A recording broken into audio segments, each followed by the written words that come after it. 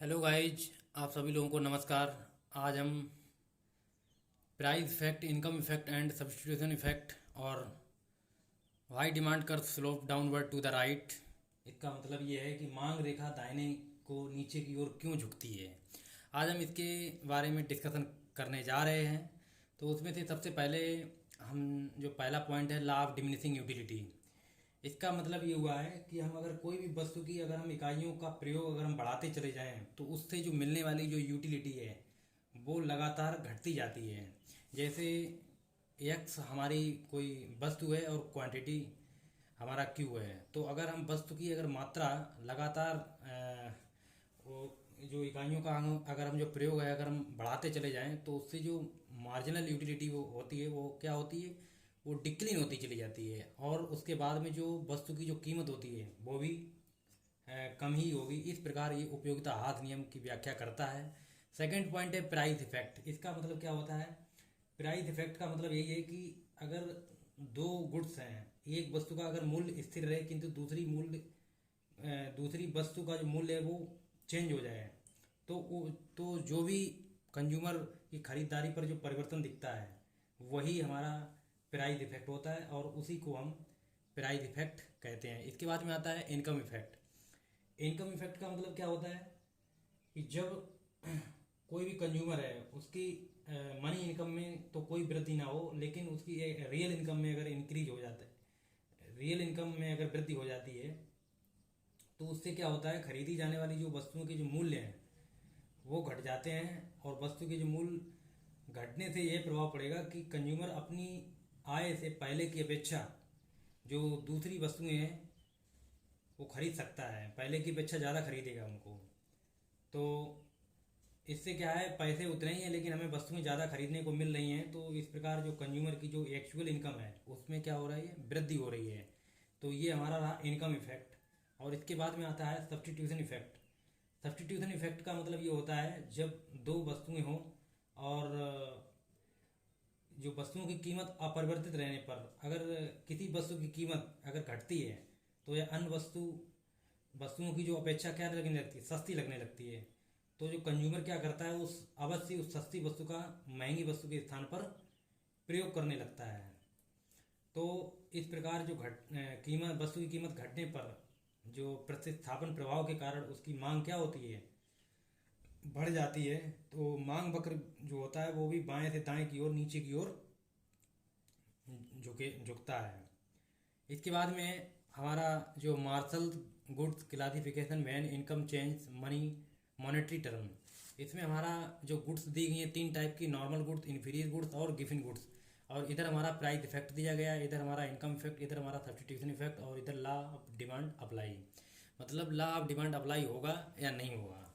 तो first of all जो हमारा है point, normal good. Normal goods मतलब सामान्य वस्तुएं। सामान्य वस्तुओं का मतलब ये है कि अगर किसी भी वस्तु की जो कीमत है अगर P1 है तो उसकी जो खरीदी जाने वाली जो मात्रा है वो Q1 हो जाती है। और इसके बाद में अगर P है अगर केवल है तो उसकी खरीदी जाने वाली जो मात्रा है वो Q हो जाएगी। मतलब कहने का यही है कि जब उसकी वस्तु की जो प्राइस में अगर चेंज होता है तो उसकी खरीदी जाने वाली जो मात्रा है उसमें भी परिवर्तन हो जाता है। और वो कैसा परिवर्तन, वो है निगेटिव रिलेशन होता है। प्राइस इफेक्ट जो होता है नॉर्मल गुड्स में वो निगेटिव होता है। इसके बाद में जो इनकम इफेक्ट होता है, अगर किसी भी कंज्यूमर की अगर इनकम है बाई और तब वो खरीदता है क्यू मात्रा, और अगर जब इनकम बाई वन हो जाती है तो कितने खरीदता है, Q1। मतलब कहने का सीधा सा मतलब है कि अगर उसकी इनकम बढ़ती है तो उसकी खरीदी जाने वाली जो क्वांटिटी है उसमें भी क्या होता है, इंक्रीज होता है। तो ये क्या हो गया आपका, पॉजिटिव पॉजिटिव रिलेशन हो गया है। इनकम बढ़ रही है तो क्वांटिटी भी, खरीदी जाने वाली जो मात्रा है वो भी बढ़ रही है। इसके बाद में क्या, सब्स्टिट्यूशन इफेक्ट यानी प्रतिस्थापन प्रभाव। प्रतिस्थापन प्रभाव क्या रहता है नॉर्मल गुड से, निगेटिव रहता है, क्योंकि जब वस्तु की एक प्राइस के अगर कीमत बढ़ती है तो ऑटोमेटिक दूसरी जो वस्तु की जो प्राइस है उसकी जो डिमांड है वो क्या होने लगती है, वो बढ़ने लगती है। तो एक दूसरे के विपरीत होता है। तो इसमें निगेटिव रिलेशन होता है सब्स्टिट्यूशन इफेक्ट में, और यहाँ पर लॉ ऑफ डिमांड अप्लाई हो जाता है। इसके बाद में आता है इन्फीरियर गुड्स। इन्फीरियर गुड्स होता है, गिफिन गुड्स होता है। तो इन्फीरियर गुड्स और गिफिन गुड्स का अंतर मतलब ही पहले समझ लो कि जो इन्फीरियर गुड्स होते हैं वो तो घटिया वस्तुएं होती हैं, लेकिन जो गिफिन गुड्स होते हैं वो इनसे भी घटिया वस्तुएं होती हैं। तो सबसे पहले हम इन्फीरियर गुड्स के बारे में समझते हैं कि जो हमारा प्राइस इफेक्ट है, अगर कीमत अगर P1 है तो हम खरीदते हैं Q1 मात्रा, अगर प्राइस कीमत अगर जो है P हो जाती है तो हम क्या खरीदते हैं, कितना खरीदते हैं, Q। तो यानी कि हम उसके कीमत के अकॉर्डिंग जो है हम वस्तुओं को परचेज करते हैं, तो यहाँ पर निगेटिव रिलेशन हो जाता है। इसी प्रकार जब जो कंज्यूमर की अगर इनकम जो होती है इन्फीरियर गुड्स में, अगर बाई 1 है तो वो ज़्यादा मात्रा खरीदता है, और जब कंज्यूमर की जब इनकम बढ़ जाती है तो वो घटिया वस्तुएं कम खरीदने लगता है, उससे जो बाकी रुपए बचते हैं उससे और भी कुछ मतलब खरीदता है। तो यहाँ पर सीधा से पता चल रहा है कि जो कंज्यूमर की जो इनकम जैसे ही बढ़ती है तो वो घटिया वस्तुएं खरीदना कम कर देता है। तो यहाँ पर भी निगेटिव रिलेशन है, यहाँ पर भी लॉ ऑफ डिमांड फॉलो करेगा। इसके बाद में गिफिन गुड्स, मैंने जैसा कि मैंने पहले भी बताया है कि जो गिफिन गुड्स होते हैं वो इन्फीरियर गुड्स से भी सस्ते होते हैं। जैसे इन्फीरियर गुड्स सस्ते होते हैं और जो गिफिन गुड्स होते हैं वो उनसे भी सस्ते होते हैं।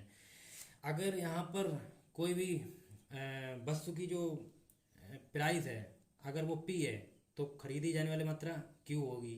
अगर इसकी प्राइस बढ़ते हैं तो फिर और मतलब उसकी जो मात्रा होती है वो क्या होती है, वो बढ़ती है। तो ये मतलब रहा तुम्हारा गिफिन गुड्स, मतलब किसमें, प्राइस इफेक्ट में। इससे प्राइस इफेक्ट क्या रहता है, पॉजिटिव रहता है। बट जब इनकम इफेक्ट आता है तो क्या होता है, पॉजिटिव इफेक्ट इसलिए होगा मतलब इसलिए होगा क्योंकि जब वो इनकम उसकी कीमत बढ़ रही है तो वो क्वांटिटी भी बढ़ रही है। ये प्राइस इफेक्ट में गिफिन गुड्स को देखने को मिलता है, और ये अपवर्ड स्लोपिंग है और पॉजिटिव रिलेशन है। और जब इनकम इफेक्ट आता है गिफिन गुड्स में तो क्या होता है, इनकम जो हमारी होती है कंज्यूमर की, तो बाई जब होती है तो कितनी खरीदता है, Q।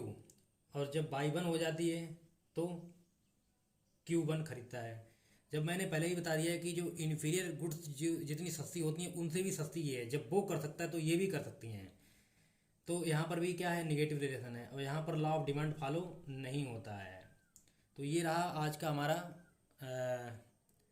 मतलब प्राइस इफेक्ट, इनकम इफेक्ट और सब्स्टिट्यूशन इफेक्ट, एवं जो क्लासिफिकेशन ऑफ गुड्स जो भी है हमारी, नॉर्मल गुड्स, इन्फीरियर गुड्स और गिफिन गुड्स, आज मैंने इनके बारे में बताया है। धन्यवाद।